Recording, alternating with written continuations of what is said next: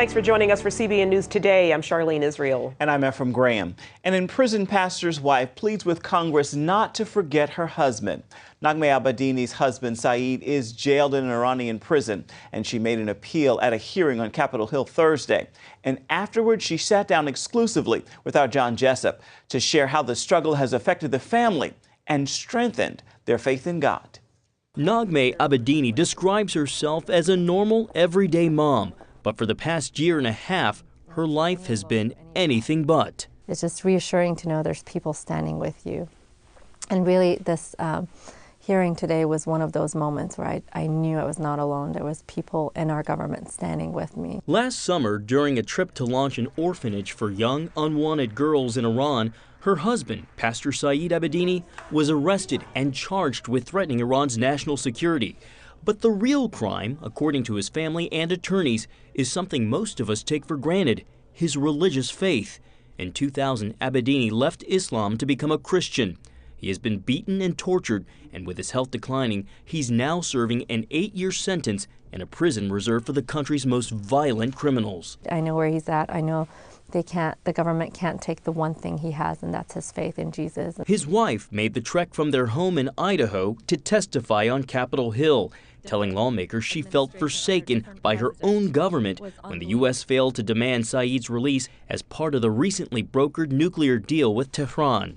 I was hoping with all my heart that our government would not abandon him. She felt like it did, putting human rights and religious freedom on the back burner for the world to see. Lawmakers expressed outrage. We're hoping the administration will take the cue from the wife, Mrs. Abedini, and from those who are concerned, including both sides of the aisle, to step up, to do more. And especially when you're sitting right across from the Iranian interlocutors who can make the difference. They could say, free Abedini today, and he's on a plane back to his wife and children. For Naghmeh, she says the failure reminded her of one of Jesus' parables. It's like leaving the 99 sheep and going after the one. That's the heart of God. He cares about that one person. That he's the God of justice for a nation, but also for one person. And I pray that God gives whoever is, be it President Obama or Secretary of State John Kerry or whoever it is around them that's making that decision, that they would get the heart of God. With 2 young kids, Rebecca and Jacob, she says it gets especially tough during birthdays and special occasions.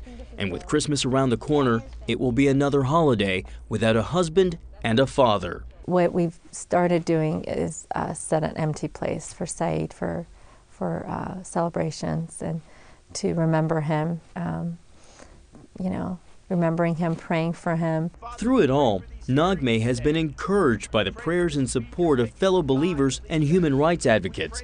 She's been equally surprised that they've been encouraged by her strength. I hope people can see you can cling to the Lord and just be okay with whatever happens in your life and just have that peace and joy. And I hope people see that and they see that it's not me. When they say you're a strong person, I really want to say, I hope you see Jesus in this because I'm not a strong person. John Jessup, CBN News, Capitol Hill.